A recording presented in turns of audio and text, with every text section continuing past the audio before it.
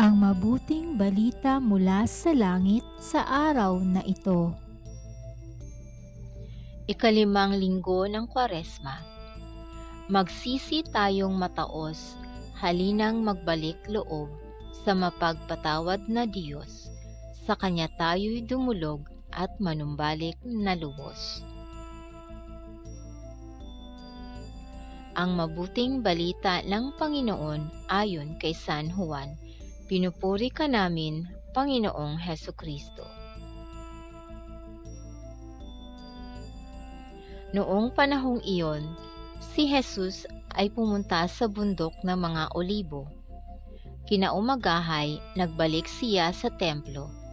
Lumapit sa kanya ang lahat, kaya't umupo siya at sila'y tinuruan. Nooy dinala sa kanya ng mga eskriba at ng mga pariseyo ang isang babaeng nahuli sa pakikiapid.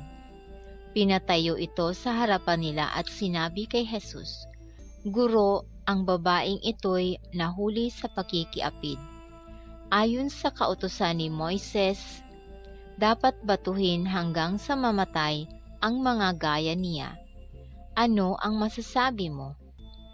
Itinanong nila ito upang subukin siya nang may maisumbong sila laban sa kanya. Ngunit yumuko si Jesus at sumulat sa lupa sa pamamagitan ng daliri.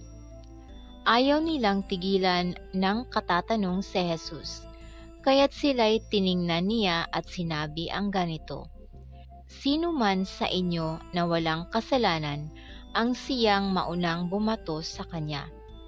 At muli siyang yumuko at sumulat sa lupa. Nang marinig nila ito, sila'y isa-isang umalis, simula sa pinakamatanda. Walang naiwan kundi si Jesus at ang babaeng naroon pa rin sa harapan niya.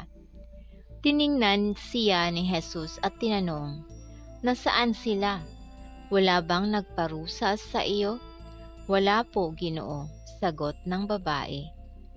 Sinabi ni Jesus, "Hindi rin kita parurusahan. Humayo ka at huwag nang magkasala." Ito ang mabuting balita ng ating kaligtasan.